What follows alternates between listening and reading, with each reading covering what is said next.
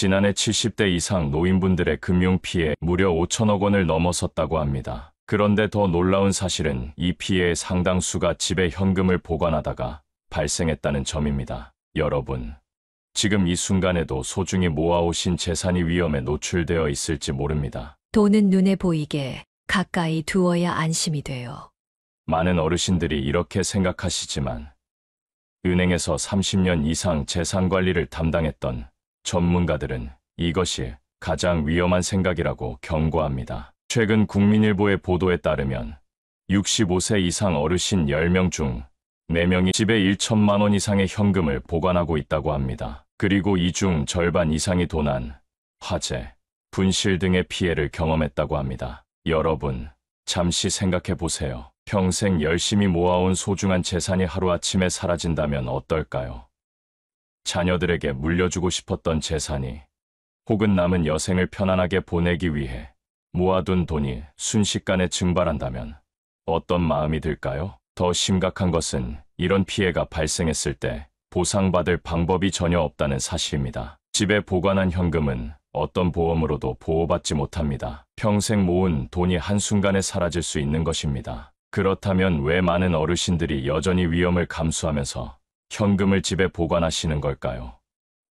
은행에 가기 번거롭다는 이유, 자녀들에게 재산을 숨기고 싶은 마음, 아니면 단순히 오랜 습관 때문일까요? 오늘 이 영상에서는 은행에서 수십 년간 고객이 재산을 관리해온 전문가들이 밝힌 충격적인 사실과 함께 여러분의 소중한 재산을 안전하게 지키는 방법을 알려드리겠습니다. 특히 61세에서 80세 사이라면 지금 당장 예금 방식을 바꾸셔야 합니다. 왜 그런지 함께 알아보시죠. 은행 재산관리 부서에서 28년간 근무한 김 부장의 말에 따르면 내년 수백 명의 어르신들이 집에 보관한 현금을 잃는 비극적인 사례가 발생한다고 합니다. 가장 흔한 피해 사례는 도난입니다. 72세 김명수 할아버지의 이야기를 들려드리겠습니다. 김 할아버지는 자녀들 모르게 5천만 원을 집안 장롱 속에 숨겨두었습니다. 평소 자녀들에게 의존하고 싶지 않았던 마음에 비상금으로 준비해둔 것이었죠. 그러나 어느 날 집을 비운 사이 도둑이 들어 모든 현금을 잃고 말았습니다. 경찰에 신고했지만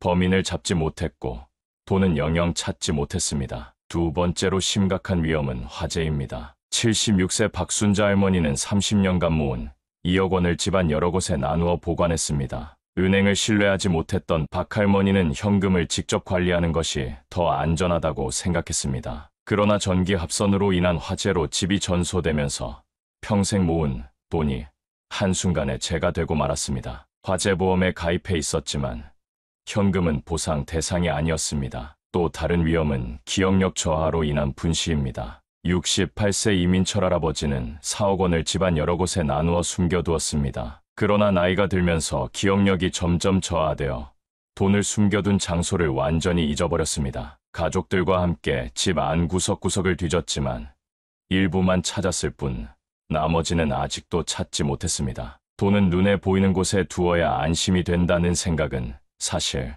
가장 위험한 생각입니다. 현금은 화재, 홍수, 지진과 같은 자연재해에도 무방비 상태로 노출됩니다. 또한 집에 현금이 있다는 소문이 퍼지면 범죄의 표적이 될 수도 있습니다. 그렇다면 어떻게 해야 할까요? 일상생활에 필요한 최소한의 금액만 현금으로 보관하고 나머지는 반드시 예금자 보호법의 보호를 받는 은행에 예치하는 것이 안전합니다. 예금자 보호법에 따라 5천만 원까지는 은행이 파산하더라도 국가가 보장해주니 안심하셔도 됩니다. 더 큰 금액은 여러 은행에 나누어 예금하면 모두 보호받을 수 있습니다. 또한 요즘은 거동이 불편한 어르신들을 위한 방문 예금 서비스도 제공됩니다. 전화 한 통이면 은행 직원이 직접 방문하여 예금 업무를 도와드리니 은행에 가기 힘드신 분들도 안전하게 재산을 관리할 수 있습니다. 하지만 재산을 은행에 안전하게 보관했다고 해서 모든 문제가 해결되는 것은 아닙니다. 재산을 올바르게 가족에게 전달하는 것 역시 매우 중요한 문제입니다. 다음으로 이 문제에 대해 알아보겠습니다. 여러분, 소중한 재산을 은행에 안전하게 보관했다고 해서 모든 걱정이 사라지는 것은 아닙니다. 가족과의 소통이 부족하면 또 다른 문제가 발생할 수 있습니다. 은행에 예금한 돈이 가족에게 제대로 전달되지 못하는 안타까운 사례가 너무나 많습니다. 80세 이정순 할머니의 사례를 들려드리겠습니다. 이 할머니는 평생 모은 2억 원을 은행에 예금했지만 계좌 정보를 가족에게 알려주지 않았습니다. 어느 날 갑작스러운 뇌졸중으로 의식을 잃었고 자녀들은 할머니의 계좌 정보를 전혀 알지 못했습니다. 결국 할머니가 돌아가신 후 이 예금은 휴면예금으로 분류되어 국가에 귀속되고 말았습니다. 평생 모은 돈이 가족에게 전해지지 못한 채 사라진 것입니다. 또 다른 사례로 77세 박종철 할아버지의 이야기가 있습니다. 박 할아버지는 3억 원을 여러 은행에 분산 예치했지만 이 사실을 가족에게 제대로 알리지 않았습니다. 갑작스럽게 돌아가신 후 자녀들 간에 재산 분쟁이 일어났고 계좌가 동결되었습니다. 일부 계좌는 아직도 찾지 못한 상태라고 합니다. 이런 문제를 예방하기 위해서는 어떻게 해야 할까요? 가장 중요한 것은 가족과의 소통입니다. 모든 재산 목록을 문서화하고 가족 중 최소한 한 명에게는 이 정보를 공유해야 합니다. 물론 모든 정보를 공개하는 것이 불편하다면 신뢰할 수 있는 변호사나 금융 전문가에게 맡겨두는 방법도 있습니다. 특히 유언장 작성은 매우 중요합니다. 유언장은 법적 효력이 있어 재산 분쟁을 예방할 수 있습니다. 공증받은 유언장은 더욱 확실한 효력을 가집니다. 또한 정기적으로 가족과 함께 재산 현황을 점검하는 시간을 가지는 것도 좋은 방법입니다. 요즘은 디지털 유산관리 서비스도 있습니다. 이런 서비스를 활용하면 미리 지정한 상속인에게 특정 조건이 충족될 경우 자동으로 계좌 정보가 전달됩니다. 예를 들어 일정 기간 동안 로그인하지 않거나 특정 나이가 되면 정보가 전달되는 시기입니다. 또한 은행의 신탁 서비스를 활용하는 것도 좋은 방법입니다. 신탁은 미리 정해둔 조건에 따라 재산을 관리하고 분배해주는 서비스로 특히 치매와 같은 질병에 대비하기 위한 좋은 방법입니다. 재산 전달 문제는 단순히 돈의 문제가 아닙니다. 가족 간의 갈등을 예방하고 평생 일구어온 재산이 의미 있게 사용될 수 있도록 하는 중요한 문제입니다. 미리 준비하고 가족과 소통함으로써 이런 문제를 예방할 수 있습니다. 하지만 재산을 안전하게 보관하고 전달 방법을 마련했다고 해도 또 다른 위험이 있습니다. 바로 날로 교묘해지는 금융사기입니다. 특히 어르신들을 노리는 사기 수법에 대해 알아보겠습니다. 요즘 어르신들을 대상으로 한 금융사기가 기승을 부리고 있습니다. 특히 61세에서 80세 사이의 어르신들이 주요 표적이 되고 있습니다. 사기범들은 어르신들의 선한 마음과 디지털 기기에 대한 상대적 생소함을 악용합니다. 가장 흔한 사기 유형은 검찰 사칭 사기입니다. 75세 박철민 할아버지의 사례를 보겠습니다. 어느 날 박 할아버지는 검찰청입니다. 회원님의 계좌가 범죄에 연루되었으니 안전 계좌로 즉시 이체하셔야 합니다. 라는 전화를 받았습니다. 당황한 박 할아버지는 퇴직금 1억 원을 사기범이 알려준 계좌로 이체했고 돈은 영영 돌아오지 않았습니다. 두 번째로 흔한 사기는 대출 사기입니다. 68세 김명희 할머니는 TV 광고에서 본 저금리 대출 상품을 신청했습니다. 그러나 대출을 받기 위해 보증금과 선수 수료를 먼저 입금해야 한다는 말에 총 8천만 원을 송금했고 결국 사기임을 뒤늦게 알게 되었습니다. 세 번째는 투자 사기입니다. 70세 이상철 할아버지는 확실한 수익 보장이라는 가상화폐 투자 제안을 받았습니다. 처음에는 소액으로 시작해 실제로 이익을 보았고 이에 고무되어 3억 원을 추가 투자했습니다. 그러나 얼마 후 투자 플랫폼이 사라졌고 모든 돈을 잃고 말았습니다. 이러한 사기들의 공통점은 무엇일까요? 바로 급함을 강조한다는 것입니다. 지금 당장, 오늘까지만, 긴급 상황 같은 단어를 사용해 피해자가 충분히 생각할 시간을 주지 않습니다. 또한 비밀 유지를 강조하며 가족이나 지인과 상의하지 못하게 합니다. 그렇다면 어떻게 이런 사기를 예방할 수 있을까요? 첫째, 의심스러운 전화를 받으면 즉시 끊고 공식 번호로 직접 확인하세요. 검찰이나 경찰은 절대 전화로 계좌 이체를 요구하지 않습니다. 둘째, 대출을 위해 선수 수료를 요구하는 것은 100% 사기입니다. 합법적인 금융기관은 절대 이런 요구를 하지 않습니다. 셋째, 확실한 수익 보장이라는 말을 하는 투자는 사기일 가능성이 매우 높습니다. 세상에 확실한 투자는 없습니다. 무엇보다 중요한 것은 어떤 금융 결정이든 급하게 하지 않는 것입니다. 항상 하루 정도 시간을 두고 생각해 보세요. 그리고 반드시 가족이나 신뢰할 수 있는 사람과 상의하세요. 혼자서 결정하지 마시고 의심스러운 상황이 있다면 가까운 은행이나 금융감독원에 문의하세요. 재산을 지키기 위한 3가지 원칙을 기억하세요. 의심하고, 공유하고, 확인하는 것입니다. 의심스러운 제안은 일단 의심하고, 가족과 공유하고, 공식 기관에 확인하는 습관을 들이면 대부분의 사기를 예방할 수 있습니다. 하지만 금융 사기만이 문제는 아닙니다. 계좌 관리에도 주의해야 할 점이 많습니다. 다음으로는 계좌 관리의 중요성에 대해 알아보겠습니다. 여러분, 지금 본인 명의의 계좌가 몇 개나 있는지 정확히 아시나요?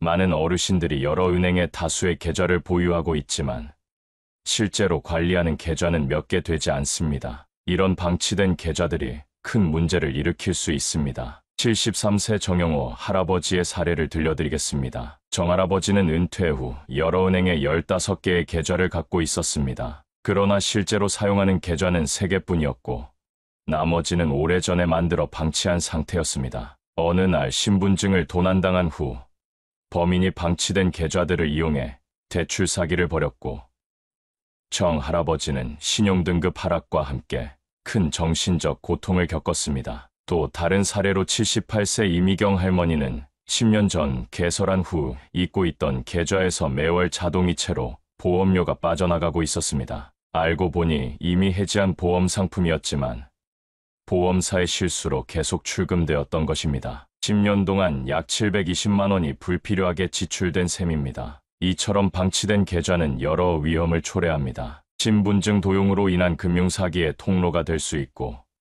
불필요한 수수료나 자동이체로 재산이 새나갈 수 있습니다. 또한 계좌가 너무 많으면 관리가 어려워 휴면 계좌가 발생할 가능성도 높아집니다. 그렇다면 어떻게 계좌를 효율적으로 관리할 수 있을까요?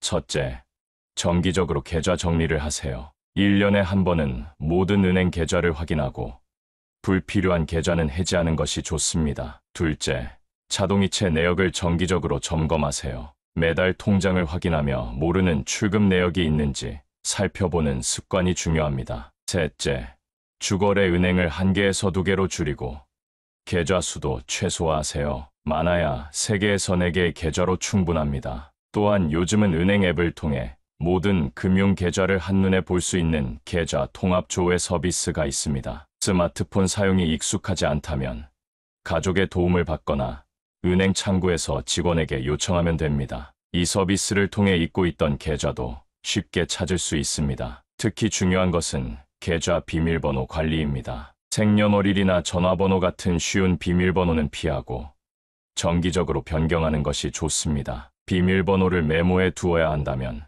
계좌번호와 함께 적어두지 말고 별도로 보관하세요. 계좌 관리는 단순히 번거로운 일이 아니라 여러분의 재산을 지키는 중요한 방어선입니다. 정기적인 관리를 통해 불필요한 손실을 막고 안전하게 재산을 보호하세요. 이제 더 구체적인 재산 관리 방법에 대해 알아보겠습니다. 특히 노년기에 적합한 예금 상품은 무엇인지 살펴보겠습니다. 여러분, 모든 예금 상품이 노년층에게 적합한 것은 아닙니다. 나이에 따라 필요한 금융 상품이 달라지기 때문입니다. 특히 61세에서 80세 사이라면 안전성과 접근성이 높은 상품을 선택하는 것이 중요합니다. 69세 김철수 할아버지의 사례를 보겠습니다. 김할아버지는 퇴직금 1억 원을 높은 이자를 준다는 이유로 5년 만기 정기예금에 넣었습니다. 그러나 1년 후 갑작스러운 수술이 필요해졌을 때 중도해지 시 원금 손실이 커서 결국 고금리 대출을 받아야 했습니다. 만약 일부라도 수시로 출금 가능한 상품에 예치했다면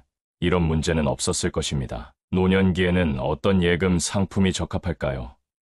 첫째, 자유로운 입출금이 가능한 수시 입출금 통장과 이자율이 높은 정기예금을 적절히 조합하는 것이 좋습니다. 긴급 상황에 대비해 생활비의 3개월에서 6개월분은 항상 수시 입출금 통장에 유지하세요. 나머지는 3개월, 6개월, 1년 단위로 만기를 다르게 하여 정기예금에 분산 예치하는 것이 좋습니다. 둘째, 실버 우대 예금을 활용하세요. 많은 은행들이 60세 이상 고객을 위한 특별 예금 상품을 제공합니다. 이 상품들은 일반 예금보다 금리가 높고 수수료 면제 혜택도 있습니다. 또한 일부 은행은 노년층을 위한 방문 서비스도 제공하니 거동이 불편하신 분들에게 큰 도움이 됩니다. 셋째, 국민주택 채권이나 국고채와 같은 안전한 채권 상품도 고려해보세요. 이런 상품들은 정기예금보다 수익률이 조금 높으면서도 안전성이 보장됩니다. 다만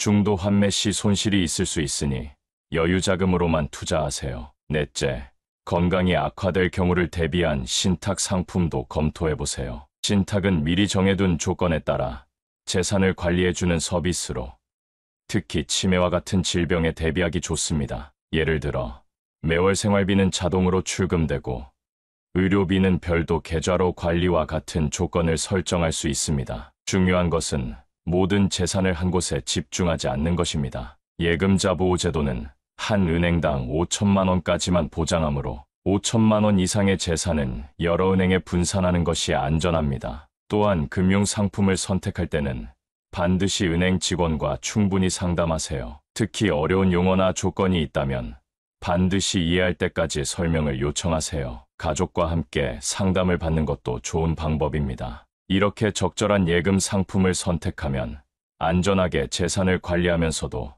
필요할 때 사용할 수 있는 유연성을 확보할 수 있습니다. 하지만 예금만으로는 충분하지 않을 수 있습니다. 다음으로는 노년기 재산 관리의 전체적인 전략에 대해 알아보겠습니다. 여러분, 노년기 재산 관리는 단순히 돈을 모아두는 것 이상의 전략이 필요합니다. 특히 61세에서 80세 사이라면 재산 보존과 함께 삶의 질을 유지하는 균형이 중요합니다. 71세 박영수 할아버지의 사례를 보겠습니다. 박 할아버지는 평생 절약하며 모은 3억 원을 모두 은행에 예금해두고 최소한의 생활비만 사용했습니다. 자녀들에게 물려주기 위해 본인의 건강과 여가 활동에는 거의 투자하지 않았습니다. 그러나 75세에 건강이 급격히 악화되어 결국 대부분의 재산이 의료비로 소진되었고 삶의 질도 크게 하락했습니다. 반면 74세 이영애 할머니는 다른 접근법을 택했습니다. 2억 원의 재산을 세 부분으로 나누었습니다. 첫째, 긴급 상황을 위한 안전자금. 둘째, 일상생활과 취미 활동을 위한 생활자금. 셋째, 자녀들에게 물려줄 상속자금입니다. 이렇게 균형 있는 접근으로 삶의 질을 유지하면서도 건강을 관리할 수 있었고 자녀들에게도 일부 재산을 남길 수 있었습니다. 노년기 재산 관리의 첫 번째 원칙은 3분할 법칙입니다. 전체 재산을 세 부분으로 나누어 관리하세요. 약 30%는 긴급 상황을 위한 안전자금으로 40%는 일상생활과 취미 활동을 위한 생활자금으로 나머지 30%는 자녀들에게 물려줄 상속자금으로 구분하는 것이 좋습니다. 물론 이 비율은 개인 상황에 따라 조정할 수 있습니다. 두 번째 원칙은 의료비 대비입니다. 노년기에는 예상치 못한 의료비가 발생할 가능성이 높습니다. 실제로 70대 이상 가구의 지출 중 의료비가 차지하는 비중이 20% 이상이라는 통계가 있습니다. 따라서 의료비 지출에 대비한 별도의 계획이 필요합니다. 실비보험이나 장기요양보험에 가입하는 것도 좋은 방법입니다. 세 번째 원칙은 정기적인 재산 점검입니다. 최소 6개월에 한 번은 모든 재산 상황을 점검하세요. 예금 잔액, 보험 내역, 부동산 가치 등을 확인하고 필요하다면 재조정하는 것이 중요합니다. 이때 신뢰할 수 있는 가족이나 금융 전문가와 함께 점검하면 더욱 효과적입니다. 네 번째 원칙은 생활비 계획입니다. 매월 필요한 생활비를 정확히 계산하고 이에 맞춰 예산을 세우세요. 특히 고정 지출월세, 공과금, 의료비 등과 변동 지출 식비, 여가 활동비 등을 구분하여 관리하는 것이 중요합니다. 생활비는 별도의 통장에서 관리하고 매월 일정 금액만 이체하여 사용하면 지출 관리가 용이합니다. 다섯 번째 원칙은 단계적 상속입니다. 모든 재산을 사후에 물려주기보다 일부는 생전에 단계적으로 상속하는 것이 세금 측면에서도 유리하고 자녀들의 자립에도 도움이 됩니다. 예를 들어 매년 일정 금액을 증여하면 증여세 부담도 줄일 수 있습니다. 이러한 전략적 접근을 통해 재산을 안전하게 보존하면서도 삶의 질을 유지하고 가족에게도 의미 있는 유산을 남길 수 있습니다. 하지만 이런 계획을 세우는 것만으로는 충분하지 않습니다. 재산 관리에 있어 가족과의 소통이 얼마나 중요한지 다음으로 알아보겠습니다. 여러분, 재산 관리에 있어 가족과의 소통이 얼마나 중요한지 아십니까? 많은 어르신들이 재산 문제를 가족과 논의하는 것을 꺼리지만 이런 비밀주의가 오히려 더 큰 문제를 일으키는 경우가 많습니다. 79세 정민호 할아버지의 사례를 들려드리겠습니다. 정할아버지는 평생 모은 4억 원의 재산을 자녀들에게 비밀로 했습니다. 자녀들이 돈을 요구할까 걱정했기 때문입니다. 그러나 갑작스러운 뇌경색으로 의사소통이 어려워지자 자녀들은 할아버지의 재산 상황을 전혀 알지 못해 적절한 치료를 받게 하는데 어려움을 겪었습니다. 결국 치료 시기를 놓쳐 건강이 크게 악화되었고 재산 대부분이 의료비로 소진되었습니다. 반면 76세 김영자 할머니는 매년 가족 모임을 통해 자신의 재산 상황과 의료 결정에 대한 의견을 공유했습니다. 건강이 악화되었을 때도 자녀들이 할머니의 뜻에 따라 적절한 의사결정을 할 수 있었고 재산도 계획대로 관리되었습니다. 가족과의 소통은 어떻게 시작해야 할까요? 첫째, 가족 재산 회의를 정기적으로 개최하세요. 1년에 한 번 정도 자녀들과 함께 재산 상황을 공유하고 향후 계획에 대해 논의하는 시간을 가지는 것이 좋습니다. 모든 세부 내용을 공개할 필요는 없으며 전체적인 상황과 중요한 계좌 정보, 의료 결정에 대한 의견 정도를 공유하면 됩니다. 둘째, 의료 결정 문서를 작성하세요. 의료진술서나 사전의료의향서와 같은 문서를 통해 본인이 의사결정을 할 수 없는 상황이 되었을 때 어떤 치료를 원하는지, 누가 의사결정을 대신할지 미리 정해두는 것이 중요합니다. 이 문서는 가족에게 공유하고 주치의에게도 전달해두는 것이 좋습니다. 셋째, 신뢰할 수 있는 대리인을 지정하세요. 모든 자녀에게 동일한 권한을 부여하기보다 가장 신뢰할 수 있는 한 명을 주 대리인으로 지정하고 다른 한 명을 부대리인으로 지정하는 것이 좋습니다.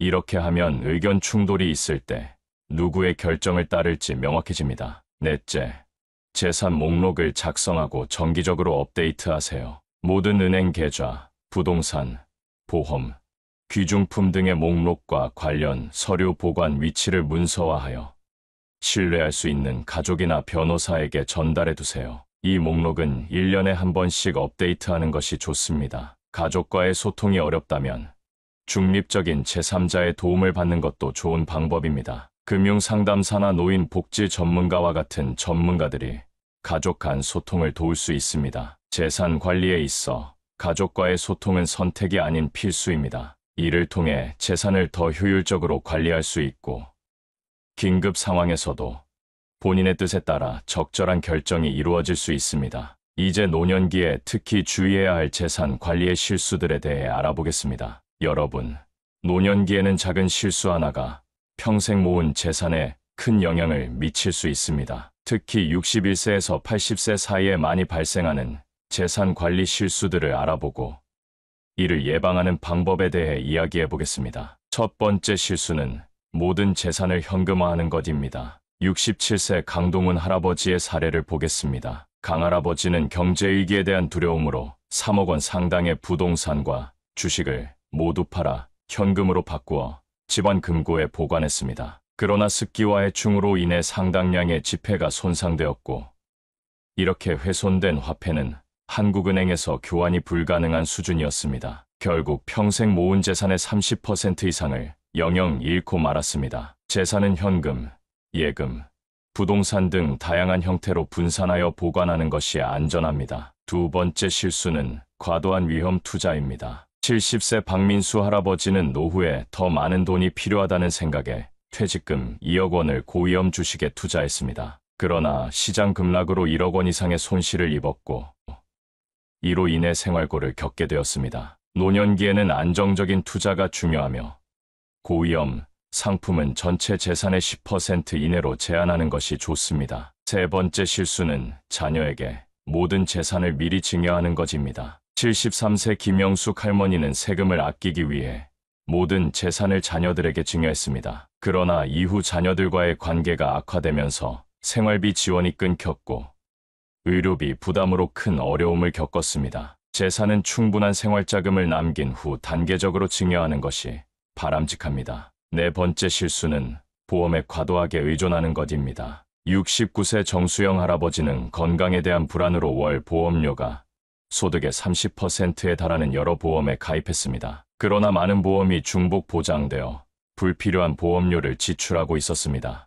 보험은 꼭 필요한 보장만 선택하고 중복 보장은 피하는 것이 중요합니다. 다섯 번째 실수는 금융 문맹입니다. 많은 어르신들이 금융용어나 상품에 대한 이해 없이 결정을 내리고 이로 인해 불리한 계약을 체결하거나 사기를 당하는 경우가 많습니다. 금융 결정을 내리기 전에는 반드시 조건을 충분히 이해하고 필요하다면 가족이나 전문가의 도움을 받는 것이 좋습니다. 여섯 번째 실수는 디지털 금융 소외입니다. 은행 업무가 점점 디지털화되면서 스마트폰이나 인터넷 사용이 어려운 어르신들이 불편을 겪고 있습니다. 이로 인해 높은 수수료를 내거나 금융 서비스 이용에 제한을 받는 경우가 많습니다. 기본적인 디지털 금융 사용법을 배우거나 가족의 도움을 받는 것이 중요합니다. 이러한 실수들을 예방하기 위해서는 정기적인 재산 점검과 전문가 상담이 필요합니다. 또한 금융 교육 프로그램에 참여하여 기본적인 금융 지식을 습득하는 것도 좋은 방법입니다. 많은 은행과 지역 복지센터에서 노년층을 위한 금융 교육을 무료로 제공하고 있으니 적극 활용하세요. 이제 마지막으로 노년기에 특히 중요한 재산 관리의 심리적 측면에 대해 알아보겠습니다. 여러분, 재산 관리는 단순히 돈을 어디에 보관할지, 어떻게 사용할지의 문제만이 아닙니다. 특히 노년기에는 재산과 관련된 심리적 측면이 매우 중요합니다. 이에 대해 함께 알아보겠습니다. 많은 어르신들이 재산을 안전망으로 여기며 이를 잃는 것에 대한 두려움이 큽니다. 77세 이영수 할아버지의 사례를 보겠습니다. 이 할아버지는 2억 원의 예금이 있음에도 불구하고 돈이 부족해질까 걱정하여 필요한 의료 서비스나 생활 편의를 포기하며 지나치게 절약했습니다. 결국 건강이 악화되어 더 많은 의료비를 지출하게 되었습니다. 또 다른 심리적 측면은 재산을 통한 통제력 유지입니다. 75세 박수님 할머니는 자녀들이 자신을 소홀히 대할까 걱정하여 재산 상속을 미끼로 자녀들의 삶에 과도하게 간섭했습니다. 이로 인해 가족 관계가 악화되었고 결국 홀로 외롭게 지내게 되었습니다. 이런 심리적 문제를 어떻게 해결할 수 있을까요? 첫째, 재산의 의미를 재정의하세요. 재산은 단순히 비상시를 위한 안전망이 아니라 삶의 질을 향상시키는 도구입니다. 건강과 행복을 위해 적절히 사용하는 것이 중요합니다. 둘째, 재산과 관계의 분리를 인식하세요. 자녀나 가족과의 관계는 재산과 별개입니다. 재산을 통제 수단으로 사용하면 오히려 관계가 악화될 수 있습니다. 재산 문제와 가족 관계를 분리하여 생각하는 것이 건강한 관계 유지에 도움이 됩니다. 셋째, 행복한 소비의 중요성을 인식하세요. 모든 돈을 저축하기보다 자신의 행복과 건강을 위해 적절히 사용하는 것이 중요합니다. 취미 활동, 여행, 친구와의 만남 등에 투자하는 것은 삶의 질을 높이는 현명한 선택입니다. 넷째, 재정적 스트레스를 관리하세요. 재산에 대한 과도한 걱정은 건강에 악영향을 미칩니다. 정기적인 재산 점검을 통해 객관적인 상황을 파악하고 필요하다면 전문가의 도움을 받아 스트레스를 줄이는 것이 좋습니다. 다섯째, 의미 있는 유산을 생각해 보세요. 단순히 돈을 물려주는 것보다 자신의 가치관과 지혜를 함께 전달하는 것이 더 의미 있는 유산이 될 수 있습니다. 가족과의 소중한 시간, 공유하는 경험, 전하고 싶은 이야기 등도 중요한 유산입니다. 재산 관리의 심리적 측면을 이해하고 건강한 태도를 가지면 재산을 더 효율적으로 관리할 수 있을 뿐만 아니라 더 행복하고 의미 있는 노년기를 보낼 수 있습니다. 이제 지금까지 우리가 함께 알아본 내용을 정리하고 마무리하겠습니다. 여러분, 오늘 우리는 61세에서 80세 사이의 어르신들이 재산을 안전하게 관리하는 방법에 대해 함께 알아보았습니다. 현금 보관의 위험성, 재산 전달의 중요성, 금융사기의 위험과 예방법, 효율적인 계좌 관리, 노년기에 적합한 예금 상품, 전략적 재산 관리, 가족과의 소통, 피해야 할 실수들. 그리고 재산 관리의 심리적 측면까지 다양한 주제를 다루었습니다. 모든 내용을 요약하자면 재산 관리의 세 가지 핵심 원칙은 안전, 소통, 균형입니다. 첫째, 안전입니다. 현금을 집에 보관하는 것은 매우 위험합니다. 도난, 화재, 분실의 위험이 크고 이런 사고가 발생했을 때 보상받을 방법이 없습니다. 소중한 재산은 반드시 예금자 보호법의 보호를 받는 은행에 예치하세요. 또한 금융사기에 주의하고 의심스러운 제안은 반드시 가족과 상의하세요. 둘째, 소통입니다. 재산 관리에 있어 가족과의 소통은 필수적입니다. 재산 상황, 계좌 정보, 의료 결정에 대한 의견을 가족과 공유하고 정기적인 가족 재산 회의를 통해 투명성을 유지하세요. 이는 재산을 효율적으로 관리하고 긴급 상황에서도 본인의 뜻에 따라 적절한 결정이 이루어지도록 돕습니다. 셋째, 균형입니다. 재산을 단순히 보존하는 것에만 집중하기보다 삶의 질 향상과 균형을 이루는 것이 중요합니다. 안전자금, 생활자금, 상속자금의 균형 있는 배분을 통해 현재의 행복과 미래의 안정, 그리고 의미 있는 유산 남기기 사이에서 조화를 이루세요. 여러분의 재산은 평생 열심히 일하며 모은 소중한 결실입니다. 이 소중한 재산이 여러분의 노년기를 더욱 풍요롭고 안정적으로 만들어주는 도구가 되길 바랍니다. 적절한 관리를 통해 재산에 대한 걱정을 줄이고 남은 인생을 더 행복하고 의미 있게 보내시길 진심으로 응원합니다. 이 영상이 도움이 되셨다면 구독과 좋아요, 그리고 주변 분들에게도 공유해주세요. 다음 영상에서 더 유익한 정보로 찾아뵙겠습니다. 끝까지 시청해주셔서 감사합니다. 구독자 여러분의 황금빛 인생을 응원하겠습니다. 행복한 하루 되세요. 감사합니다.